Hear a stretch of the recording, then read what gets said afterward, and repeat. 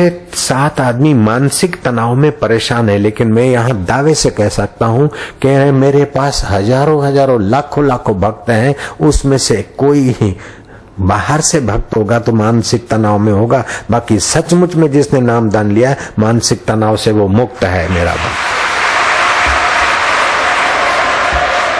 मेरे पास कई राजनेता और कई दूसरे लोग आते हैं कि बापूजी आप लोगों को जरा बोलो कि प्रेम से रहें, धर्म के नाम पर झगड़े ना हो। मैंने क्या, हमारे पास जो आते हैं वे धर्म के नाम पे झगड़े नहीं करते, और हमारे पास जो आते हैं उनके संग में आने वाले भी धर्म के नाम पे झगड़े नहीं करते।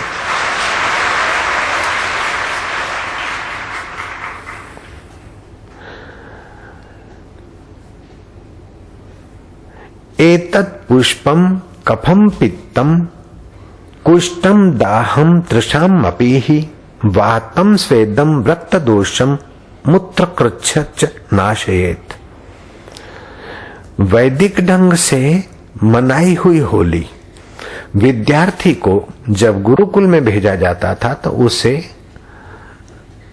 यज्ञोपवीत देते थे, उसके हाथ में पलाश की लकड़ी का दंड देते थे।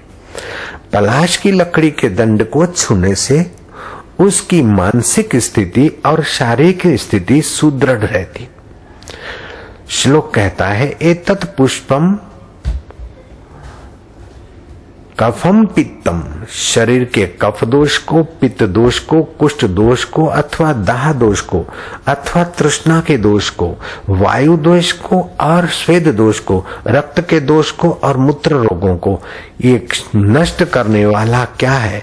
पलाश के पुष्प, पलाश के दंड, पलाश के मूल, पलाश की चीजें। पलाश का एक आध फूल घोटकर गर्भिणी को दूध के साथ मिला दिया जाए तो ऐ है गोरा गोरा गोरा गोरा काना नहीं, गोरा गोरा गोरा गोरा कन्हैया पैदा हुआ।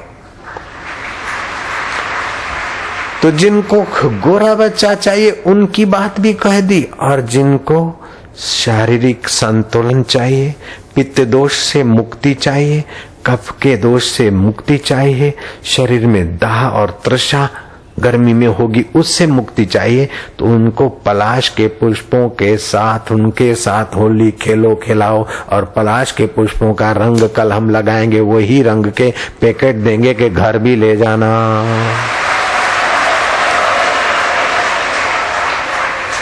पाउच बनवाए हैं और हर शिविरार्थियों को एक पाउच प्रसाद रूप में निःशुल्क दिया जाएगा, ताकि उनके कुटुंबी भी थोड़ा लगाएं और उनके भी वात पित्त कफ जनित रोग निवृत्त रहे, वे भी निरोगी रहें, पड़ोसी भी लगाएं वे भी निरोगी रहें। वैसे तो भाई,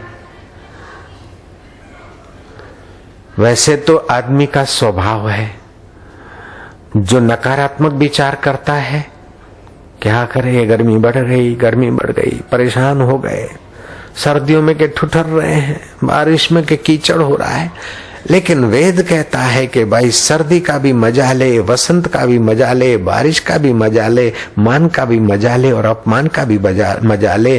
फिक्र दिल में चाहे 100 लगी रहे, फिक्र दिल में चाहे 100 लगी रहे, आशिक की ये शर्त है कि हरदम खुशी की लौ लगी रहे। फिक्र चाहे दिल में 100 लगी रहे, आशिक की ये शर्त है कि हरदम उससे लौ लगी रहे। श्री कृष्ण जेल में अवतरित हुए, जन्मते ही पराये घर लिवाए गए और 6ठे दिन पूतना जहर लेकर आई, फिर भी कृष्ण फरियाद नहीं करते। 1 महीने के हुए तो धेनकासुर, छटकासुर, बकासुर आदि आना शुरू हुए। 17 साल के श्री कृष्ण उपद्रवों के बीच जीते रहे। निहत्थे कृष्ण ने इतने विघ्न बाधाओं को कुचला और कृष्ण कभी रोए नहीं, सदा मुस्कुराते रहे। मुस्कुराकर गम का जहर जिनको पीना आ गया, ये हकीकत है कि जहां में उनको जीना आ गया, उनकी वसंत ऋतु बढ़िया हो गई, उनका ग्रीष्म ऋतु बढ़िया हो गया, उनकी वर्षा ऋतु बढ़िया हो गई, उनका जीवन बढ़िया हो गया, उनका आना बढ़िया हो गया, उनका खाना बढ़िया हो गया, उनका सोना बढ़िया हो गया। कबीर जी ने क्या बात कही? साधो भाई, सहज समाधि भली, गुरु कृपा भई जा दिन से, दिन दिन अधिक चली।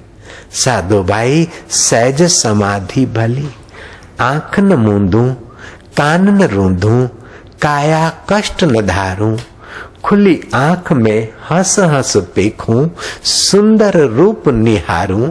साधु भाई, सहज समाधि भली, खाऊं पीऊं सो करूं पूजा। है मैं कहूंगा कि मेरे साधक भी ऐसा ही करे। आज रात से ये मंत्र चालू कर दो, जब भोजन करो ना, ठाकुर जी को खिलाओ।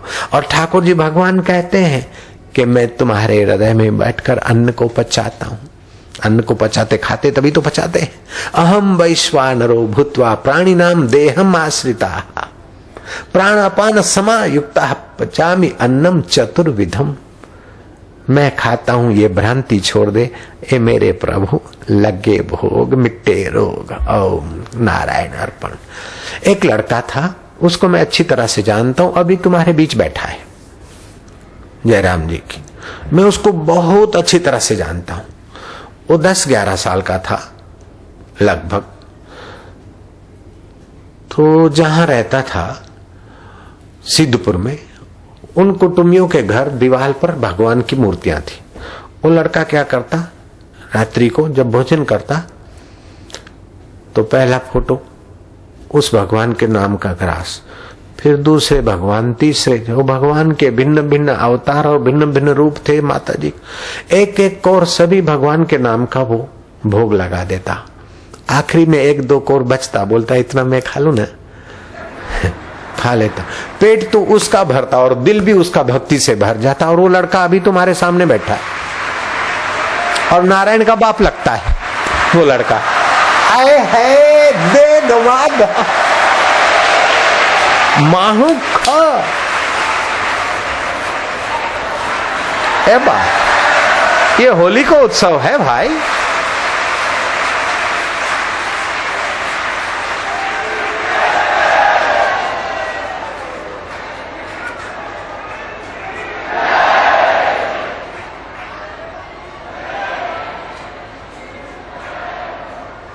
ये उत्सव गरीब संकीर्तन करे, अमीर संकीर्तन करे, रक्त के कण पावन बनाए। अमीर अहम भूल जाए और गरीब अपनी संकीर्णता भूल जाए, और दोनों के बीच की जो बाह्य दीवारें थी वो हट जाए, और दोनों के बीच जो अंतरात्मा का सुख था वो उभरने लग जाए। इसी का नाम है होली धुलेटी उत्सव।